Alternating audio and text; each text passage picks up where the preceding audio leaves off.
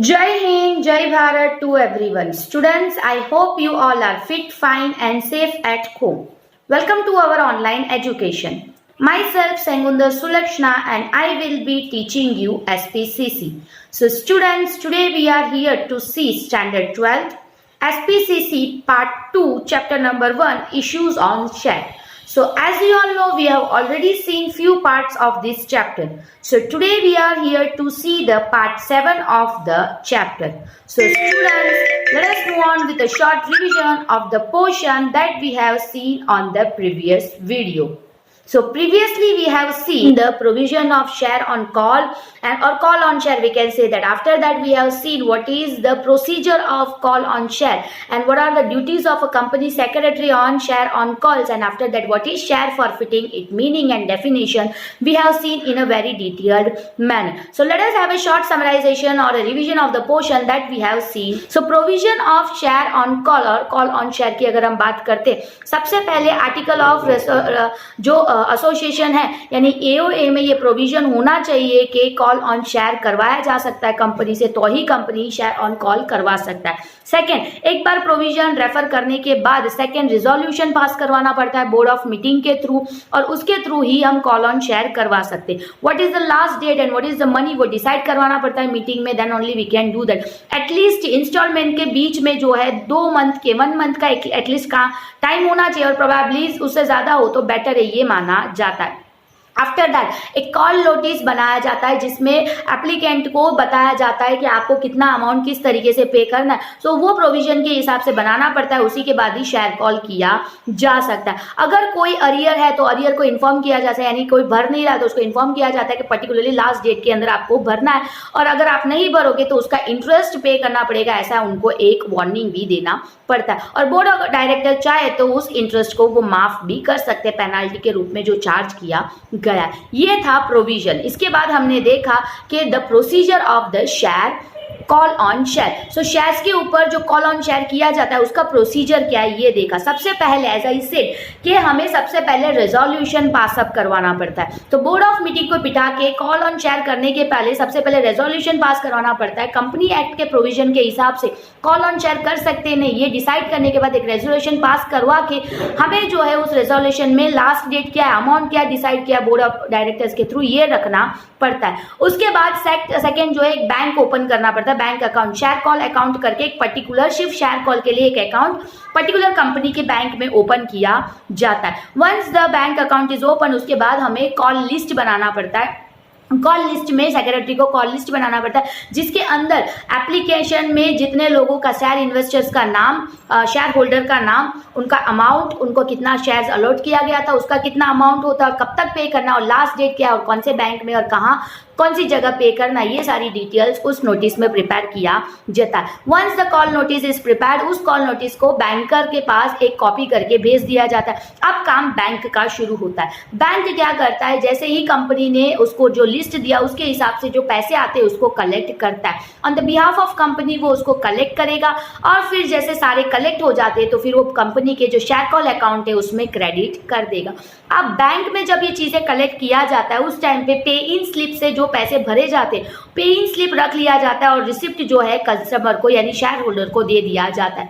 ये सारे पे इन स्लिप को कलेक्ट करके इस कलेक्शन को जो है पे इन स्लिप का जो है हमारे पोर्शन यानी कंपनी सेक्रेटरी के पास दे दिया जाता है। Once the company secretary is getting the pay in slip, वो क्या करती है, कॉल लिस्ट जो उसके पास रेडी पड़ा है उसके अंदर ये पे इन स्लिप की हेल्प से सारा डिटेल भर देती है। सारा डिटेल भरने के बाद यहाँ देखा जाता है कि कितने लोगों ने पे किया है और कितने लोगों ने नहीं पे किया। अब जितने लोगों ने नहीं पे किया है उसका एक लिस्ट बनता है और बोर्ड ऑफ डायरेक्टर के बाद में पास में उसको फ्यूचर में दिया जाता है ताकि फर्दर एक्शन उसका लिया जा सकता है। अब इस प्रोसीजर में हमने ये देखा कि सबसे पहले बैंक अकाउंट खुलता है, उसके बाद जो है सबसे पहले रेजोल्यूशन होता है, फिर बैंक अकाउंट खुलता है, उसके बाद स्टॉप किया जाता है पर्टिकुलर शेयर ट्रांसफर और शेयर मेंबरशिप की एक्टिविटीज को 7 दिन के पहले इन्फॉर्म करके, यानी 7 दिन के बाद ये बंद होगा ऐसा इन्फॉर्म करके उसको सस्पेंड कर दिया जाता है जब तक कॉल मनी का प्रोसीजर नहीं हो जाता।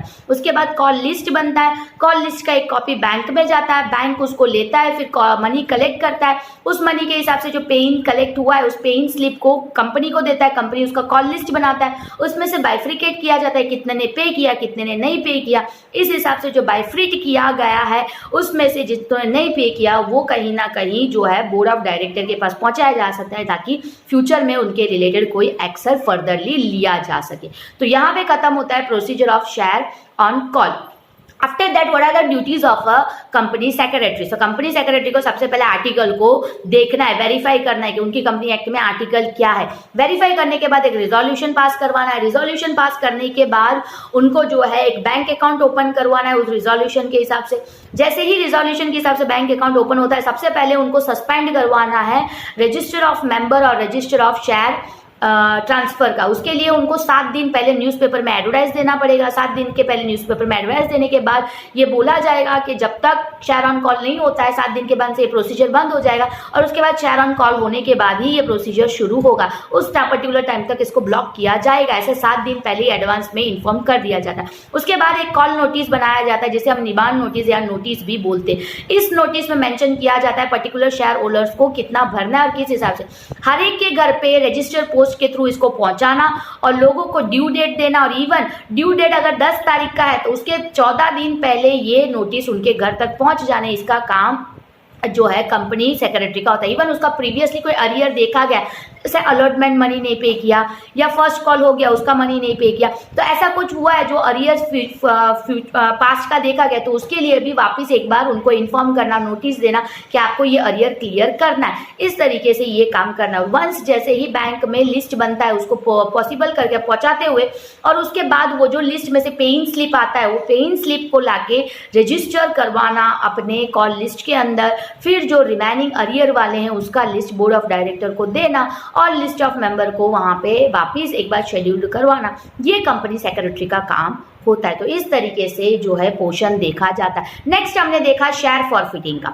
शेयर फॉरफिटिंग की अगर हम बात करते हैं, वी हैव सीन दैट अगर कॉल ऑन मनी किया जाता है और अगर कोई जानबूझ के कॉल ऑन मनी नहीं पे करता है तो 1 या 2 बार के बाद कंपनी क्या करता है, 1 या 2 नोटिस के बाद उस शेयर को जब्त कर देता है, उसको मेंबरशिप में से रिमूव कर देता है, शेयर होल्डर्स में से हटा देता है और उस शेयर को कंपनी वापिस अपने पास खींच लेता है। उसे कहीं ना कहीं शेयर फॉरफिटिंग बोला जाता है। इस तरीके से हमने मीनिंग और उसका डेफिनेशन डिटेल में देखा। So students, I hope that you all have understood the previous portions revision in a very well manner. So now today we are going to see the procedure of the share forfeiture in a very detailed manner.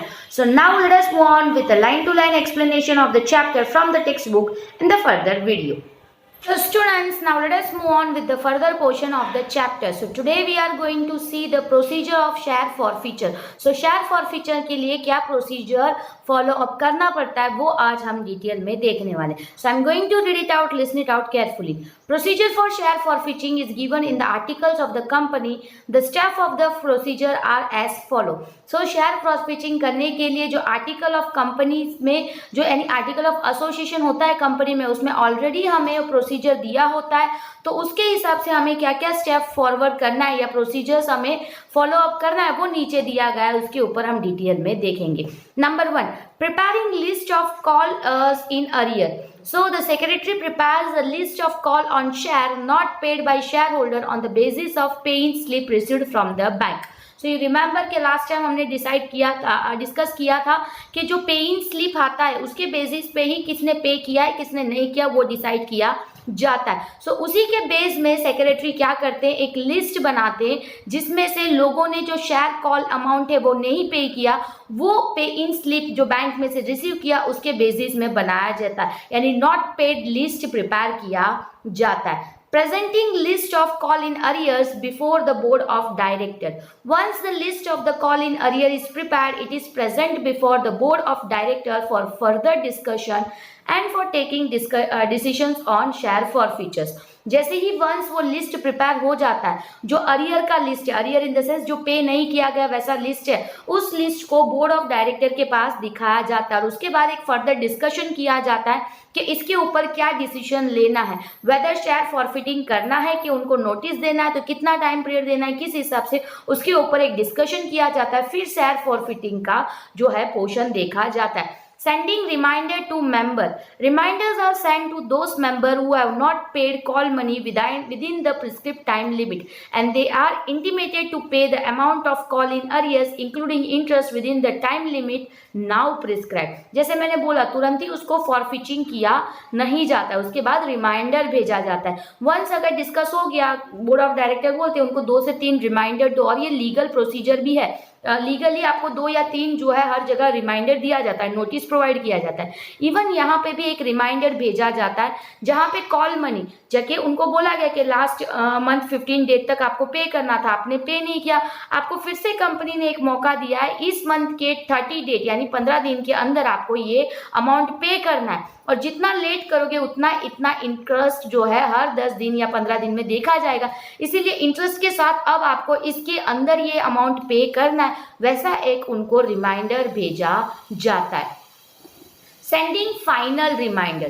If no response to the first reminder is received, a final reminder is sent through register post, and such member are initiated to pay the due amount including interest within 14 days of receipt of the final reminder.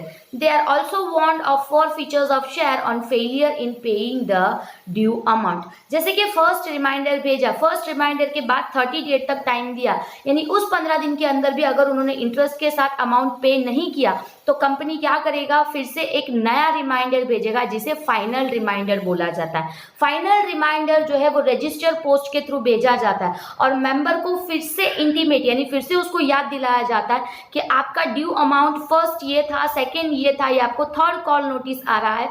अगर आप particular 14 days के अंदर interest के साथ ये amount पे नहीं करोगे तो इस रिमाइंडर में वार्निंग भी दिया जाता है कि आपका जो शेयर्स है वो फॉरफिचिंग यानी वापस खींच लिया जाएगा. इसलिए ड्यू अमाउंट के साथ 15 दिन के अंदर आप पेमेंट दे दीजिए, ऐसा एक रिमाइंडर फाइनली उन्हें भेजा जाता है. Resolution of share forfeiture. Share of those members who do not pay the amount of call within 14 days are forfeited by passing a resolution in the meeting of the board of director. अभी भी final reminder देने के बाद भी अगर किसी ने पे नहीं किया है तो वैसे लोगों का जो है शेयर्स फॉरफिचिंग यानी वापस जब्त कर लिया जाएगा. ऐसा एक बोर्ड मीटिंग में एक रिजोल्यूशन पास किया जाता है, ताकि क्योंकि पर्टिकुलरली अगर 20 लोगों ने पे नहीं किया, हो सकता है उसमें से 3-4 लोग ऑब्वियसली पे नहीं करने वाले, तो वैसे लोगों के लिए रिजोल्यूशन पहले से ही पास कर दिया जाता है. Sending notice of share forfeiture. The secretary send notice of share forfeiting on the basis of the resolution passed in the meeting of the board of director. A copy of resolution of share forfeiting is also enclosed the notice, and members are intimated to surrender the share certificate to the company. अब जो company की secretary है वो खुद एक notice share फॉरफिचिंग के बारे में जो रेजोल्यूशन पास किया गया था बोर्ड ऑफ मीटिंग में, उसका एक कॉपी और किस तरीके से किया जाएगा, उसको जो नोटिस भेजा गया उसका एक एनक्लोज्ड नोटिस के साथ ये कॉपी ऑफ रिजोल्यूशन भेजा जाता है और मेंबर को इंटीमेट यानी उसको बता दिया जाता है कि आपको आपका शेयर सर्टिफिकेट खुद ही सरेंडर करना पड़ेगा, वरना उसको फॉरफिचिंग कर दिया जाएगा. Issuing publish notice. The secretary gives a public notice in the newspaper indicating serials numbers of share forfeited, so no transaction is carried out on such share. उसके बाद सेक्रेटरी क्या करेंगे, यू नो दैट शेयर जो फॉरफिचिंग किया जाता है उसको री इशू किया जाता है, इसलिए सबसे पहले पब्लिक में एक नोटिस न्यूज़पेपर में डालना पड़ता है कि ये जो सीरियल का शेयर इशू किया गया था इसमें ना ट्रांजैक्शन ठीक से होने की वजह से इसको फॉरफिचिंग कर दिया गया, अब ये शेयर्स कंपनी के पास है, इसके अंदर कोई ट्रांजैक्शन नहीं हो रहा है. इस तरीके से कंपनी की जो सेक्रेटरी है वो पब्लिक को इन्फॉर्म करते हैं. Making entry in the register of member. After giving a public notice the secretary makes entry in the register of members regarding share forfeitures and the names of members whose shares are forfeited are cancelled from the list. उसके बाद जैसे public notice सबसे पहले issue किया जाता है, public notice करने के बाद register of members, you know that members की रजिस्टर होती है, उसमें एंट्री किया जाता है कि ये मेंबर की शेयर फॉरफिटिंग हो गई है, ऐसा उनका नाम और कितना शेयर उनका कैंसिल किया गया या फॉरफिट कर दिया गया, उसका एक लिस्ट प्रिपेयर करके लिस्ट में से ये लोगों का नाम हटा दिया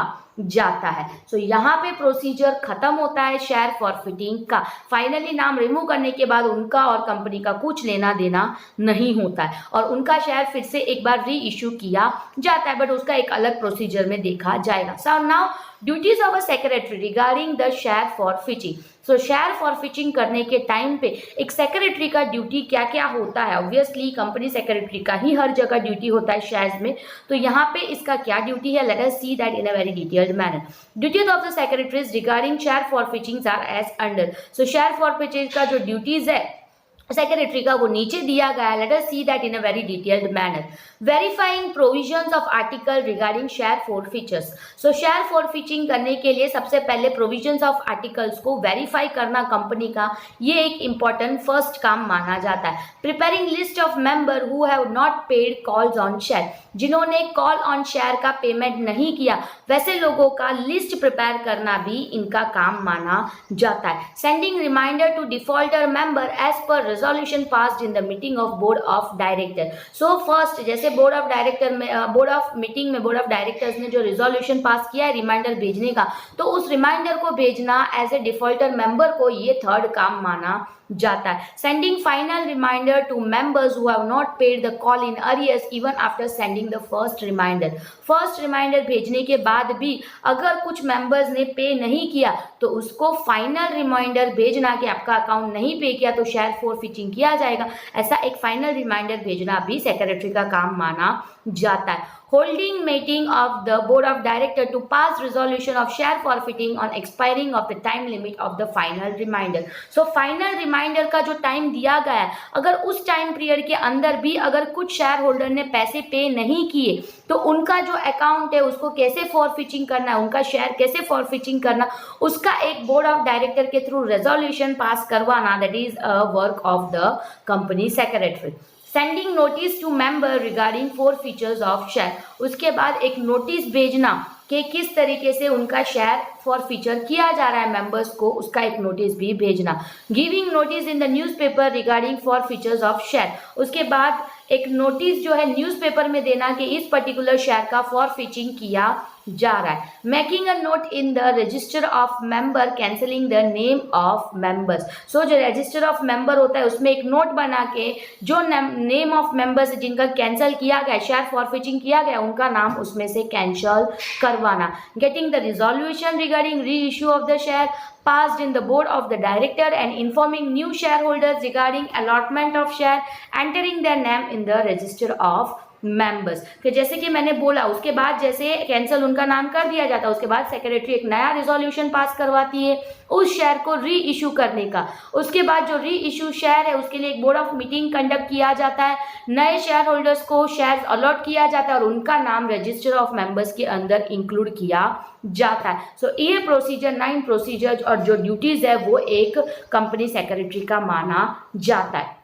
इफेक्ट ऑफ शेयर फॉरफिचर्स। अगर हम शेयर फॉरफिटिंग करते हैं तो उसकी इफेक्ट क्या होती है, let us see that in a very detailed manner. So there are 6 effect. The effect of share forfeitures are as under. So as under the effects of the share forfeiting is been given up. Number 1, membership of the member comes to an end from the date of resolution of the share forfeiture.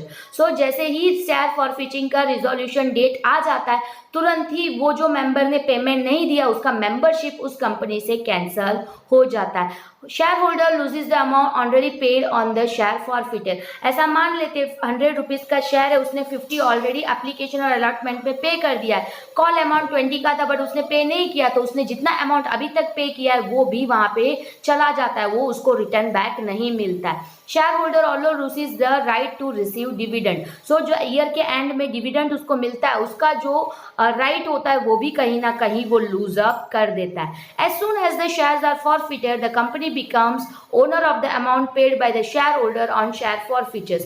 The amount forfeited is credited to the company to a forfeited share account. After the reissue of the share, the forfeited share account is closed. So जैसे ही share को फॉरफिटिंग कर दिया जाए उसके बाद जो company के owner है जो शेयर होल्डर ने अमाउंट पे किया, फॉर एग्जांपल उसके 10 शेयर थे उसने 50 पे किया यानी 500 रुपये जो पे किया वो 500 रुपीज़ कहीं ना कहीं कंपनी के हक में आ जाता है। और जैसे ही वो अकाउंट जो वो शेयर होल्डर का अकाउंट था उसमें से ट्रांसफर होके फॉरफिटेड शेयर होल्डर्स के अकाउंट में वो शेयर अकाउंट में ट्रांसफर कर दिया जाता है। वंस अगेन जैसे उस शेयर को री इशू किया जाता है उसके बाद वो फॉरफिटेड अकाउंट को भी बंद कर दिया जाता है, यानी पूरा का पूरा हक जो है उस पैसे का कंपनी में चला जाता है। The company becomes owner of the share forfeited and the board of director can deal with the such share as they deem fit. तो यहाँ जो कंपनी होती है, जो अकाउंट्स फॉरफिचिंग किया जाता है, जो शेयर वापस खींच लिए जाते हैं, उसका ओनर कंपनी बन जाता है और जो बोर्ड ऑफ डायरेक्टर है उनको जो सही लगता है उस हिसाब से उस शेयर का वो निर्णय यानी डिसीजंस ले सकते हैं।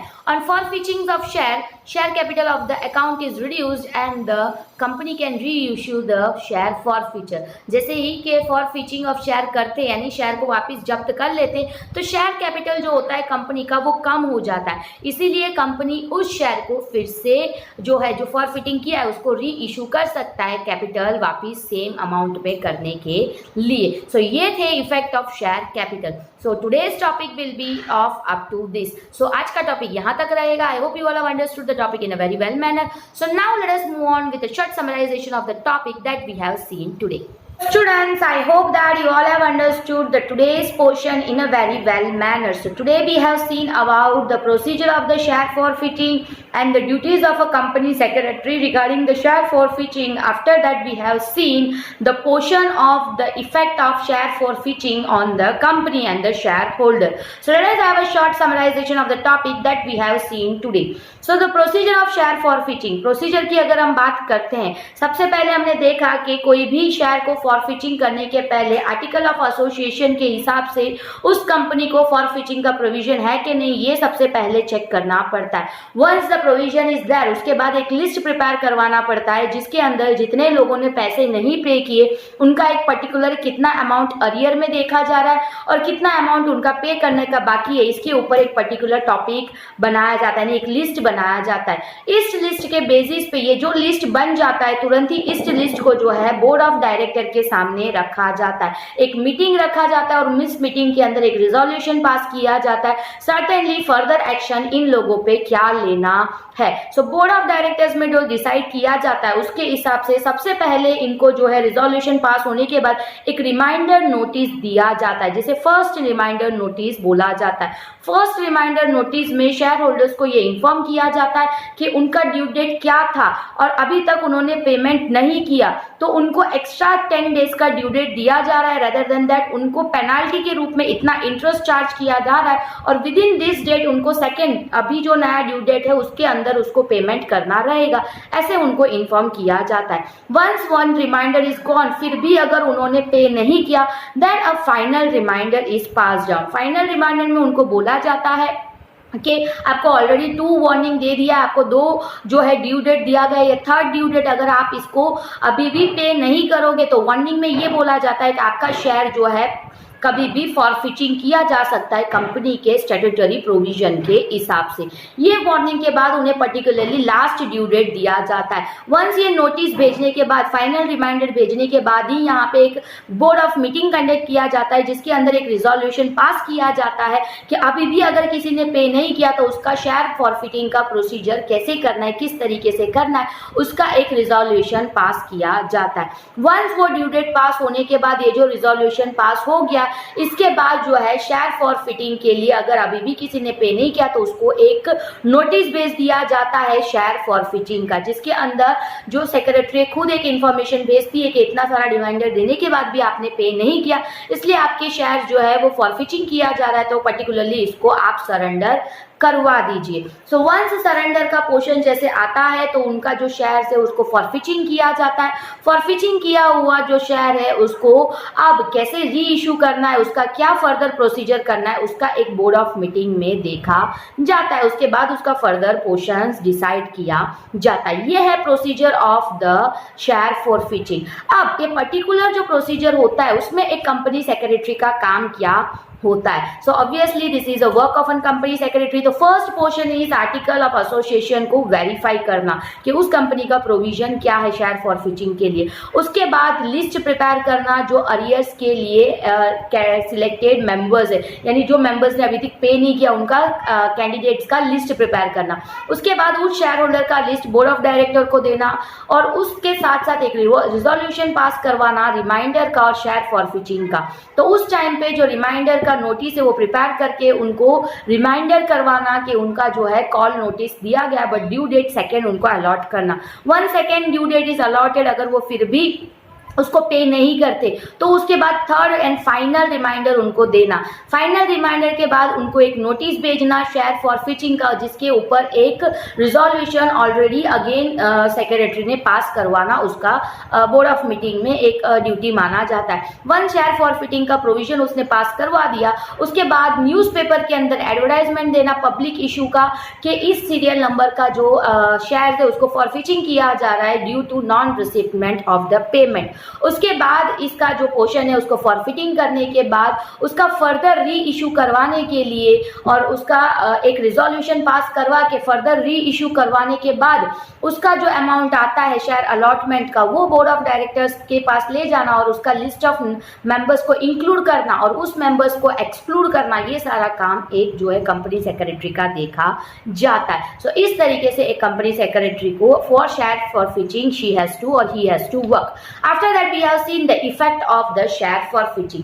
शेयर फॉरफिचिंग की अगर हम इफेक्ट की बात करते हैं सबसे पहले जो मेंबरशिप होता है वो पर्टिकुलर शेयर होल्डर का कैंसिल हो जाता है. उन्हें कोई हक नहीं होता है कि उन्हें डिविडेंड मिले. सेकेंड, उन्होंने अभी तक जो अमाउंट पे किया है उस अमाउंट को कंपनी ले लेता है, कंपनी उसका ओनर बन जाता है. अगेन उसको री इशू ना करवाने तक वो फॉरफिटेड अकाउंट में रहता है और उसके बाद वो अकाउंट भी क्लोज कर दिया जाता है वंस द शेयर्स आर री इशू. क्यों री इशू किया जाता है? क्योंकि कंपनी का कैपिटल अगर फॉरफिचिंग करने से कम होता है इसीलिए उसको री इशू किया जाता है और कंपनी का अकाउंट का जो कैपिटल है वो बढ़ाने की कोशिश किया जाता है. सो इस तरीके से कहीं ना कहीं कंपनी अपना शेयर कैपिटल को मेंटेन रखने की कोशिश करता है. So in this manner we have seen in a very detailed portion the today's topic. I hope you all have understood the today's portion in a very well manner.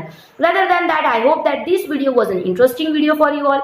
Until the next interesting video is not coming, I hope you all will be fit, fine and safe at home. Until that, Jai Hind and Jai Bharat to everyone.